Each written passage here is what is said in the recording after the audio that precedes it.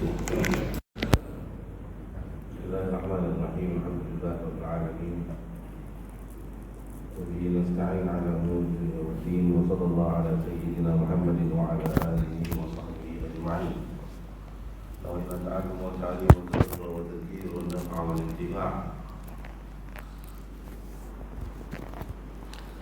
والإفادة والاستفادة والحث على التمسك بكتاب الله وسنة رسوله صلى الله عليه وعلى آله وصحبه وسلم، والدعاء إلى الهدى والدلالة على الخير، ابتغاء مرضات الله وقربه وحسن ثوابه سبحانه وتعالى.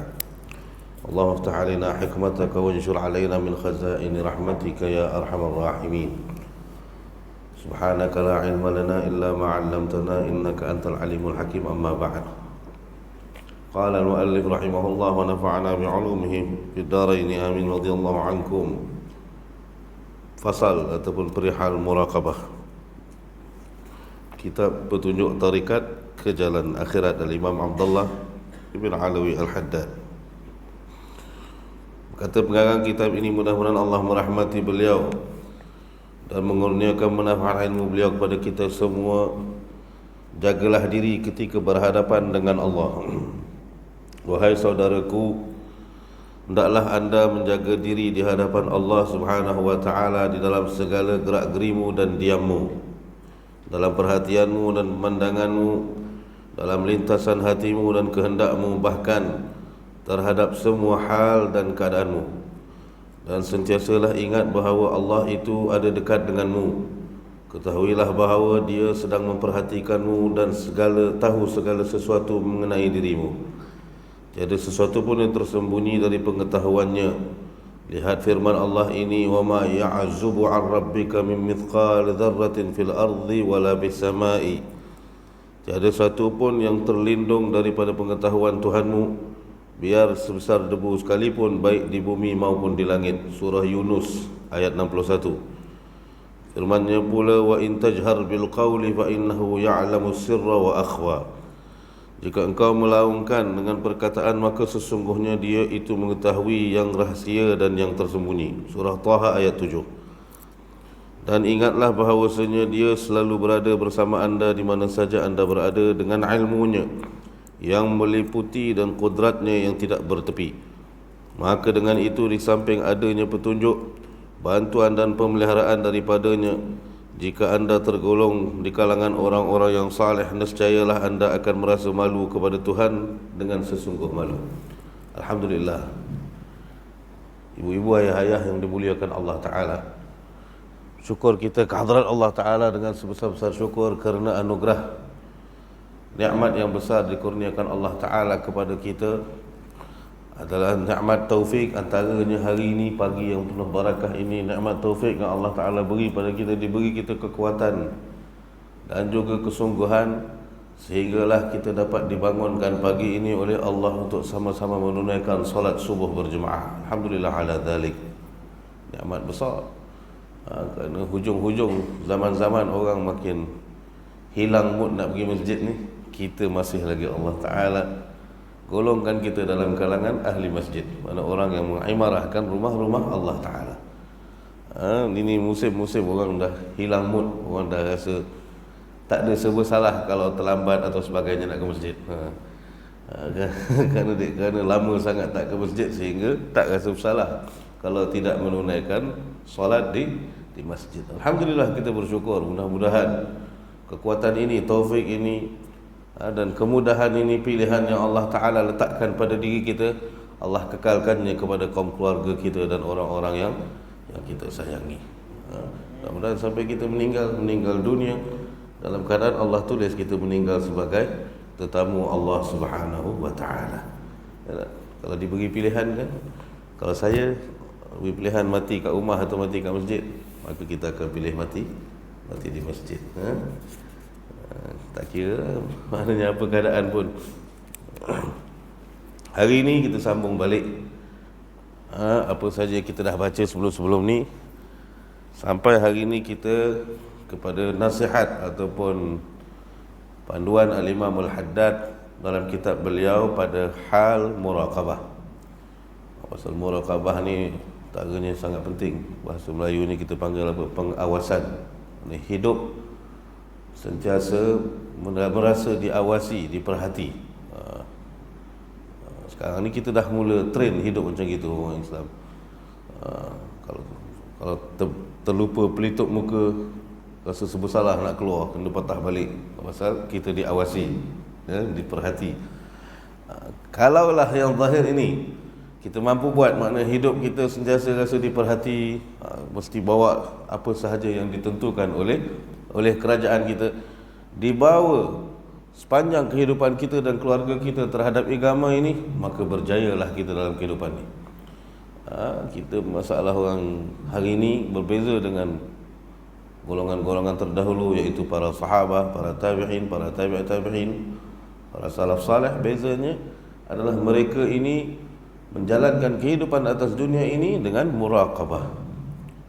Maka kita tidak ada perasaan mahu merasa diri sentiasa diawasi, tetapi kita hidup untuk mencari pengawasan, mencari perhatian. Itu masalah. Merasa diri, di mana muraqabah, merasa diperhatikan dengan mencari perhatian beza jauh. Merasa diperhatikan dengan mencari perhatian. Merasa diperhatikan berjaya, tapi mencari perhatian tersungkur. Tapi dalam kehidupan, hawa nafsu kita ini membawa kita kepada mencari perhatian daripada merasa diperhatikan ataupun diawasi sentiasa oleh Allah Jalla Jalaluhu wa Ta'ala Ta'azamatuh. Kita lihat kehidupan orang dulu. Antara yang kita boleh kongsi, Sayyidina Umar, Sayyidina Ali Zainal Abidin, cicitnya Nabi Muhammad SAW, anaknya Sayyidina Husain bin Ali bin Abi Talib. Sayyidina Ali Zainal Abidin radhiyallahu anhu ini kenal dalam sejarah, dikongsikan cerita beliau ini. Setiap kali nak menunaikan solat, bukan sahaja dalam saf takbiratul ihram, bahkan ketika dia berwuduk untuk pergi menunaikan solat, mukanya akan berubah, pucat kuning, sehingga bukan merah lagi dah jadi kuning, seakan-akan takut akan sesuatu. Maka setiap kali ditanya masa nak wuduk, kenapa muka dia berubah jadi pucat lesi, maka akan dijawab kerana dia senantiasa merasakan bila dia start wuduk, dia tahu bahawa dia sedang masuk dalam pintu untuk bertemu dengan yang maha segala-galanya. Untuk macam kita dipanggil menghadap istana macam kan, kelang kabut tentu lah. Pasal kita tahu apa ni kebesaran, ketinggian, kedudukan orang yang mengundang kita takut sebab tak kena. Sebelum jalan ke istana ni, kita tengok balik baju kita, takut salah butang, nanti kan jadi perhatian raja, apa yang tak kena oleh raja nanti. Takut nak cakap pun nak kena susun, macam mana berlatih, nak buat jari, nak menyembah atau sebagainya kan. Macam tu sya'nul awliya, itu cara para awliya. Apabila mereka tahu dengan siapa akan mereka hadap, satu mereka hadirkan daripada awal sebelum mereka melakukan takbiratul ihram. Maknanya bermula mereka ni berwuduk, mereka sudah tahu bahawa mereka start berwuduk, mereka akan menghadap Zat yang maha segala-galanya, iaitu Rabbul Jalil, Allah Jalla Jalaluhu wa Ta'ala Ta'azamatuh. Ini makam muraqabah. Pasal tahu sentiasa dirinya ini diperhatikan. Orang yang tak ada muraqabah adalah orang yang tak peduli akan keadaan, tuntutan agama ataupun tuntutan Allah Subhanahu wa Ta'ala. Pasal itu dipesan oleh Imam Al-Haddad, hendaklah anda menjaga diri di hadapan Allah. Macam mana kita sibuk menjaga diri kita di hadapan manusia. Biasanya kita nak cerita kat sini di hadapan manusia yang berkuasa, yang hati kita sangat ta'zim kepada mereka, sangat patuh, sangat takut takut mereka ni tak suka, tak selesa dengan kita. Kita sifat manusia macam gitu kan. Kita nak menghadap fulan, dia ada pangkat mungkin Datuk Seri ke Tan Sri, kita pun nak jaga supaya dia selesa dengan kita, maka kita jaga penampilan yang sedemikian, penjagaan yang sedemikian, maka kita dinasihatkan oleh ulama khususnya Imamul Haddad.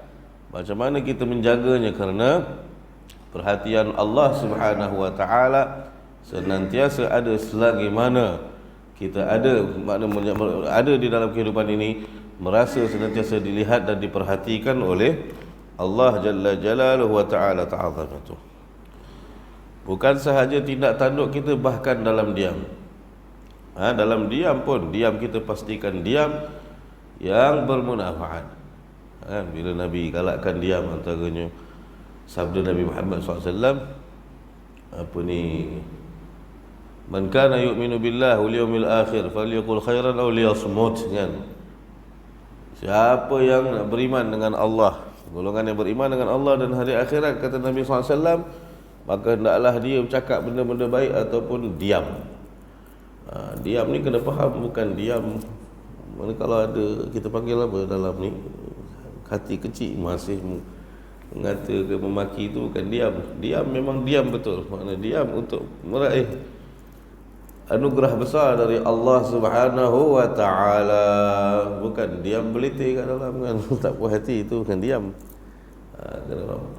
Pasal tu seorang syekh lah, ulama besar, ditanya ni musim ini lah, tahun-tahun ini, amalan apa yang paling susah dilakukan untuk istiqamah, tapi siapa yang mengamalkannya maka akan disampaikan dengan mudah kepada Allah. Antara wirid yang susah, hari ini kalau kita bagi wirid kat seseorang, suruh baca 1000 la ilaha illallah ke 10,000 ke, kacang orang boleh buat, tak? 10,000 selawat orang mampu buat hari ini. Ayat kursi suruh baca 1000 sekali ke 1000 setiap hari ke 10,000 orang boleh buat hari ini. Mampu. Kita tengok ayah pin la ilaha illallah dia bukan puluh ribu lagi dah, banyak. Ya tak? Yang ngaku Nabi, kita tengok di Kuala Lumpur tu siapa? Haji Kahar dah letak jawatan ni kan, dah meninggal dah pun. Itu semua bukan biasa-biasa, bukan calang-calang, bukan tiba-tiba jadi nak mengaku Nabi, bukan tiba-tiba nak mengaku Tuhan, tak. Mereka beramal. Mereka orang beramal. Kita kalau ada kawan jemaah agama tanya, siasatan mendapati mereka ini orang beramal, akhirnya ditipu oleh amal dia. Bukan tiba-tiba syok sendiri tu kerajaan langit, tak. Kalau syok sendiri orang tak datang kat dia. Ni orang datang, Allah uji, Allah bagi pengikut. Nah, siapa nak ikut? Yang ikut ni bukan kecil-kecil pula. Yang ikut ni orang besar-besar. Datuk, Profesor, Tan Sri, ahli-ahli akademik pula ikut. Kita tengok dari luar macam mana mereka boleh terikut. Pasal bukan kecil-kecil anak juga ni yang kita nampak sesat, yang kita tahu yang sesat ni kan. Mampu orang buat, mampu. Anak masa kosong banyak orang pencen kan, ataupun yalah, zaman-zaman PKP memang sudut rumah kan, tak pergi mana, stay at home kan. Apa kita boleh buat? Boleh, orang boleh zikir beribu-ribu, berpuluh-puluh ribu. Satu benda orang susah buat, kata Syekh ulama ni. Apa dia? Diam. Diam dan istiqamah dengan diam, ini perkara susah. Ini antara diam ini dimasukkan dalam bab uzlah, dalam bab kita bagaimana memencil diri. Diam untuk meraih redha Allah, itu susah nak buat dan susah nak istiqamah akan perkara tersebut. Pasal tabiat kita. Kita tengok sahabat Nabi dulu. Sebab kenapa kita perlu jadikan diam ini dalam wirid supaya mendapat warid? Kerana ini amal sahabat, dia ada asas. Sayyidina Abu Bakar, Sayyidina Umar yang seperti kita ketahui kan, letak batu diikat kat lidah kan. Tak batu. Tak berani pasal takut syahwat lidah ni nak cakap benda-benda. Afatul lisan ni banyak cakap maksiat lidah ni, bukannya setakat mencarut, mengumpat, menghina, apa lagi, memfitnah dan sebagainya, tak. Termasuk maksiat lidah, kita tak sedar apa yang kita lontarkan, perkataan yang kita bercakap tu ada menyakiti kaum muslimin, kerana kita tak perasan. Biasanya dalam gurauan, bergurau ni kan kita nampak orang dalam hati lain, tak? Jangan main-main. Ataupun kita bercakap sesuatu yang bukan dari ilmu kita, mana tak ada. Contoh kita nak mengajar sebagainya, berfatwa ataupun mengeluarkan perkataan yang boleh memecahkan haru biru umat ni, pecah belah. Itu maksiat dia. melafazkan satu benda kita konon nak tunjuk ilmu, kita kata tu hadis, hakikatnya bukan hadis Nabi Muhammad SAW. Itu maksiat lidah. Berbohong, berdusta atas nama Nabi, berdusta atas Al-Quran, itu maksiat lidah yang orang tak perasan. Nak membetulkan diri dia, dia cari satu hujah di reka-rekanya hadis Nabi Muhammad sallallahu alaihi wa ala alihi wa sahbihi wasallam. Tak boleh. Ya, reka-rekanya firman Allah Taala. Pasal bunyi Arab orang kata ini alim ni. Bunyi ain padahal hadis yang direka-reka. Ataupun mengambil Al-Quran dan hadis mengikut selera, hawa nafsu. Menterjemahkan, berdalilkan sesuatu bukan pada tempat dia, bukan pada konteksnya. Ini syahwat. Ini masalah juga. Macam kita gunakan modal untuk beritahu, untuk menjatuhkan orang, ayat wal fitnatu asyaddu minal qatl. Dijualnya ayat ni, fitnah itu lebih dahsyat daripada membunuh. Tanpa kita ada ilmu tentang maksud ayat ini, maksud wahyu ataupun firman Allah Jalla Jalaluhu wa Ta'ala ta'azamatuh, dijual dengan harga murah. Bercakap tentang Al-Quran atau bukan dari ilmu kita, cakap bukan kerana ilmu, dengan syahwat kita. Ini termasuk afatul lisan, maksiat lidah dan sebagainya. Maka kita kena perhatikan perkara yang demikian. Dawamul muraqabah, hadirkan Allah Ta'ala. Sentiasalah menganggap, meletakkan dalam kehidupan bahawa kehidupan ini senantiasa ada yang memerhatikan. Yang memerhatikan sentiasa ini adalah Allah. Bila kita tahu kita diperhatikan, maka kita akan jaga tindak tanduk, bukan sahaja dari segi perbuatan gerak-geri, bahkan diam kita juga kena kita jaga, sebab diam pun diketahui oleh Allah Subhanahu wa Ta'ala. Di dalam perhatianmu dan pemandanganmu, ini berkaitan dalam, berkaitan luar pun, jaga melihat perkara yang diridai oleh Allah Subhanahu wa Ta'ala. Kerana melihat akan perkara yang dibenci oleh Allah Subhanahu wa Ta'ala ini menyebabkan kita jauh juga daripada pandangan Allah. Dulu ulama antaranya cukup berhati-hati kalau di Hadramaut tu. Setiap kali kami masuk kitab fiqh, bila masuk dalam makruhatus solat kan, antara perkara yang makruh dilakukan dalam sembahyang adalah al-iltifat. Apa iltifat? Maknanya menoleh. Sembahyang suka toleh-toleh. Allahu Akbar. Dengar bunyi cari menoleh. Bila sampai situ, banyak antara guru kami Syekh Salim ke siapa ke, nanti kat sini panjang dia bahas. Pasal nampak dia macam, yalah, kalau orang yang kita nak dapatkan muraqabah ni, kita ambil besar perkara ni.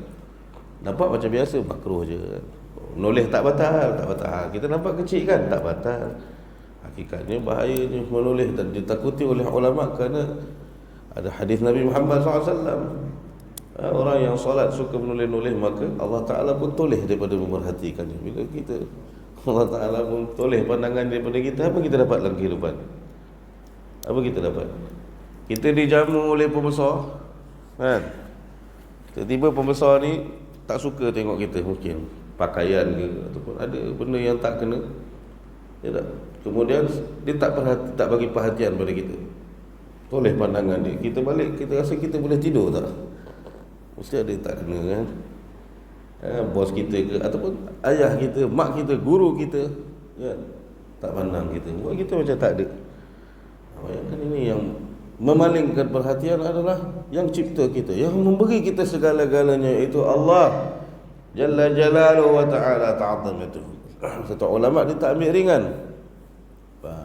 untuk menjaga diri supaya terjaga salat, tidak terlakukan perkara-perkara yang makruh ini, ya, yang dihukumkan makruh. Maka mereka akan haris, betul-betul bersungguh-sungguh menjaga sunnah Nabi Muhammad SAW. Pasal setiap penyakit ada ubat. Makruh ni penyakit, ya tak? Maka untuk makruh ni dia simptom, belum penyakit. Penyakit ni haram, terjebak jadi haram. Makruh ni biasa sebelum jadi penyakit. Maka sebelum dia jadi penyakit, sebelum dia jadi barah, mesti berubat dulu, mesti cegah. maka cegahnya dengan sunnah. Bila dah berat, baru cegahnya dengan perkara wajib. Walaupun dia nampak kecil, orang macam kita, iman kita, kita fikir apa ada hal, bukan batal sembahyang, makruh je pun. Makruh je pun. Itu ada kaedah yang disebut oleh ulama, hasanatul abrar sayyiatul muqarrabin. Tak sama orang macam kita dengan para muqarrabin. Hasanatul abrar, orang abrar macam kita, at least kita solat di zaman yang ketika orang tak ambil berat hal solat. At least ada di zaman ini, ketika dunia ini, sebahagian daripada penduduk dunia ini tak ambil pedulik, tak ambil berat, tak rasa berat.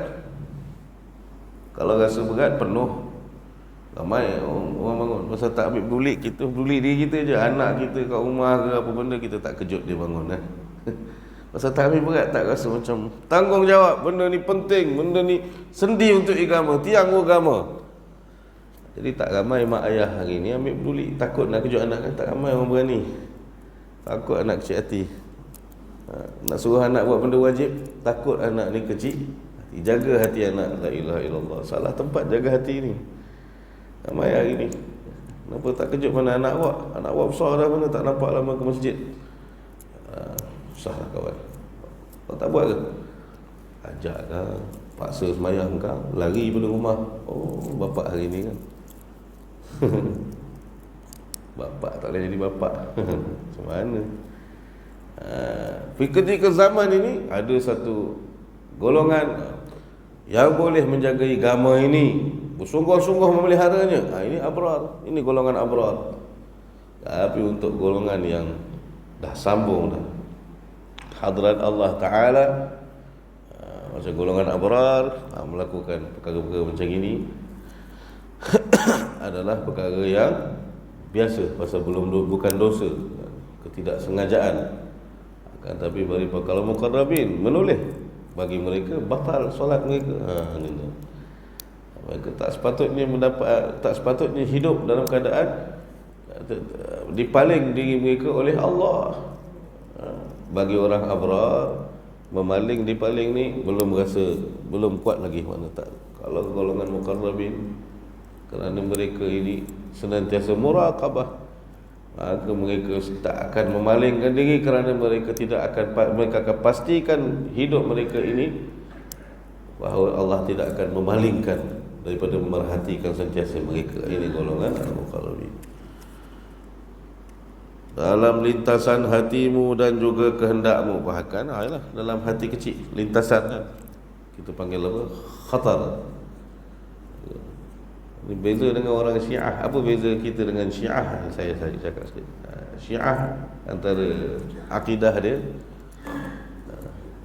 akidah ni kelakar lah. Maknanya perkara yang duduk di hujung lintasan hati ini, bagi mereka tak ada dalam ilmu Allah. Panggil apa? Al-Buda'ah, kaedah akidah dia. Itu beza. Bukan semua benda Allah tahu. Lintasan hati ni yang datang tiba-tiba kan, cetusan. Orang Syiah kata itu tak diketahui oleh Allah. Siapa Syiah kelakar lah. Benda tu walau sikit tapi efek besar. Pasal ini melibatkan keyakinan, percayaan. Ini antara salah satu akidah orang-orang Syiah. Dan ini yang buat, ini salah satu benda ni yang jadi bertentangan jauh dengan mazhab Ahlus Sunnah wal Jamaah. Kadang kita tengah jalan nak pergi kedai kan, beli nasi lemak, kita niat mungkin jagi aku nak pergi beli dekat Makcik Gayah contoh. Sampai lintasan datang, tukar beli kat tempat lain, tak beli kat Makcik Gayah kan. Kita kan biasa macam gitu, beli. Tengok pagi ni Cik Limah hantar anak dia pula jual kambing cantik, pun beli kat situ. Contoh tukar. Orang Syiah tu tukaran yang hujung-hujung tu, tiba-tiba tu, itu bukan dalam ilmu Allah. Itu akidah orang yang berfahaman Syiah ini, mengarut ni kan. bahkan terhadap semua hal kamu, dan sentiasa ingat bahawa Allah itu ada dekat denganmu. Ketahuilah bahawa Dia sedang memerhatikanmu dan tahu segala sesuatu mengenai itu. Tiada satu pun yang kamu sembunyikan, makna yang tersembunyi dari pengetahuan Allah, walau dalam khatar, lintasan hati. Karena Allah sebut tidak ada satu pun yang terlindung daripada pengetahuan Allah, walau sebesar debu, bukan zarah lagi, sebesar debu besar, tak nampak, besar kuman sekalipun, baik yang ada di bumi dan di langit, semuanya ada di dalam pengetahuan Allah. Jadi penutupnya saya teringat tentang kisah antara guru dengan murid.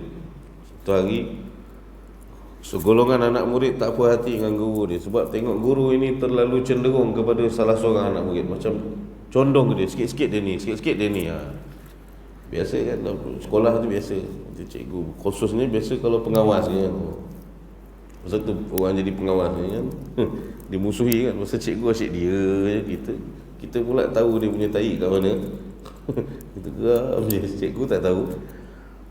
Maka bila mereka tak puas hati, cikgu ni sedar, guru ni sedar bahawa anak-anak murid dia ni dalam bahaya, kerana mereka ada simpan hati yang tak baik, yang dengki itu sebagainya dengan salah seorang anak muridnya.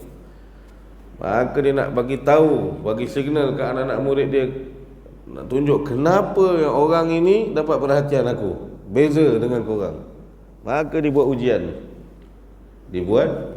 Pagi tu guru ni ketika murid-murid ada di kelilingnya, diberi seorang satu murid ni seekor burung. Diberi seorang satu anak-anak murid ni seekor burung. Kemudian diperintahkan oleh guru ni, masing-masing bawa burung ini, pastikan kepada satu tempat yang orang tak nampak, tak ada siapa tahu, tempat yang sangat-sangat tersembunyi, jangan ada orang nampak. Maka sembelihlah burung ni. Disuruh sembelih dengan syarat tempat yang tidak siapa pun tahu, tersembunyi. Biar pecah di perut, jangan pecah di mulut maksudnya. Maka pakat pergilah. Tak lama masing-masing balik membawa burung yang telah disembelih. Tinggallah murid ni terakhir sekali balik, paling lambat. Balik tengok burung hidup lagi tak sembelih. Maka kawan-kawan pun cakap lah, ya, tak ikut perintah guru, macam mana guru boleh sayang? Dah rasa mereka betul lah. Kemudian cikgu guru ni tanya seorang-seorang, masing-masing tak nak bagi tahu pasal dah diperintahkan kan? Dah diperintahkan sembelih di tempat yang tersembunyi. Bila ditanya, kata mereka rahsia lah. Dan guru bagi suruh kita sembelih tempat sembunyi, takkan kita nak bagi tahu guru kat mana kita sembelih burung ni. Senyum tu. Akhirnya ditanya budak yang tak sembelih burung ni, kenapa kau paling lambat balik dan kau tak sembelih burung ni kan? Maka budak ni jawab dengan jujur, dia kata, aku lambat kerana aku berusaha sedaya upaya mencari tempat tersembunyi, tempat yang takkan ada orang tahu kat mana aku nak sembelih burung ni, tapi aku tak berjaya. Akhirnya bila aku tengok pakat balik, maka aku pun baliklah menghadapmu, kerana aku usaha mencari tempat yang tak ada siapa pun boleh nampak aku nak sembelih burung ni, tetapi aku tak jumpa, kerana setiap kali aku dah rasa aman untuk sembelih, aku teringat bahawa aku sentiasa diperhatikan, ada yang memerhatikan. Kata tuan guru, siapa? Allah yang mencipta aku. Maka tak ada tempat sembunyi yang aku boleh buat. Sembunyi kat mana? Masuk celah batu, bila nak sembelih teringat, Allah nampak. Buat kat sini, Allah nampak, Allah nampak. Ini iman. Baru anak-anak murid lain perasan. Kenapa murid ni jadi special? Kerana mempunyai hati yang luar biasa, mempunyai jiwa yang luar biasa. Sentiasa dalam kehidupan mereka ini menghadirkan Allah dengan meletakkan diri ini senantiasa dalam perhatian dan pemandangan Allah. Maka cara kita keluarkan dulu dalam hati kita ini mencari perhatian makhluk, supaya bertempat di hati kita ini merasakan senantiasa diperhatikan Allah. Mencari perhatian Allah untuk senantiasa merasa diperhatikan Allah. Maksud dia macam mana sentiasa diperhatikan Allah? Untuk memastikan diri kita ini supaya tidak ada pada tempat yang Allah murka dan sentiasa ada pada tempat yang Allah Ta'ala suruh. Kalau kita tahu bahawa kita sentiasa diperhatikan, letak diri kita pada perintah Allah. Jauhkan diri daripada tempat yang tidak disukai Allah, melakukan perkara ke, bercakap sesuatu ke, pergi kepada tempat yang tidak disukai oleh Allah. Tapi kalau masih lagi kita ini berfikir, bercakap, berdiam, bergerak-gerik di tempat yang dimurkai, yang tidak disukai Allah, maka belum ada lagi muraqabah di dalam hati dan sanubari kita. Orang yang ada muraqabah, sentiasa diperhati, dia akan pastikan, jauhkan, keluarkan dirinya pada tempat yang Allah murka. Letakkan dirinya, tempatkan sentiasa dirinya, tempatnya pada tempat-tempat yang disukai oleh Allah Jalla Jalaluhu wa Ta'ala Ta'azamatuh. Dan hujung-hujung dia kata, jika anda tergolong di kalangan orang-orang yang saleh, niscayalah anda akan merasa malu kepada Tuhan dengan sesungguh-sungguh malu. Orang saleh kalau terbuat salah, ya Allah, malu dengan Allah. Macam isteri kan, orang perempuan, Masya Allah, terlepas kentut kat suami, ya Allah, nak tunggu dia hilang malu 3 hari. Terlepas kentut je dengan suami, walaupun dah tua kan, dan macam kita baru kahwin seminggu, malu dengan suami dia, macam teringat baru-baru kahwin, nak cakap malu. Nak jemput makan pun malu. Maka itulah sya'nus salihin. Tak sengaja mereka akan merasa malu. Tapi orang yang derhaka, jangan kata tak sengaja, sengaja pun mereka takkan malu dengan Allah, wal'iyadzubillah. Takat ni dulu. Mudah-mudahan Allah Ta'ala beri kefahaman untuk kita semua. Mudah-mudahan berkat kita hadir majlis ilmu, berkat kita masih nak hadir dalam majlis ilmu, kalau kita tak dapat mati menjadi ulama pun, mudah-mudahan Allah Ta'ala jadikan dalam keturunan kita ulama'il amilin yang membahagiakan, banggakan hati Nabi Muhammad sallallahu alaihi wa sallam. Allahumma inna nas'aluka fahman nabiyyin wa hifdzal mursalin wa ilhamil malaikatil muqarrabin. Allahumma aghnina bil ilm wa zayyinna bil hilm wa akrimna bit taqwa wa jamilna bil afiyah bi rahmatika ya arhamar rahimin. Rabbana atina fid dunya hasanah fil akhirati hasanah wa qina adzaban nar. Wa sallallahu ala sayyidina Muhammad wa ala sallam. Alhamdulillah rabbil alamin. Mohon ampun, maaf kalau saya ambil masa yang panjang ataupun salah silap. Billahi taufiq wal hidayah. Assalamualaikum warahmatullahi wabarakatuh. Salam.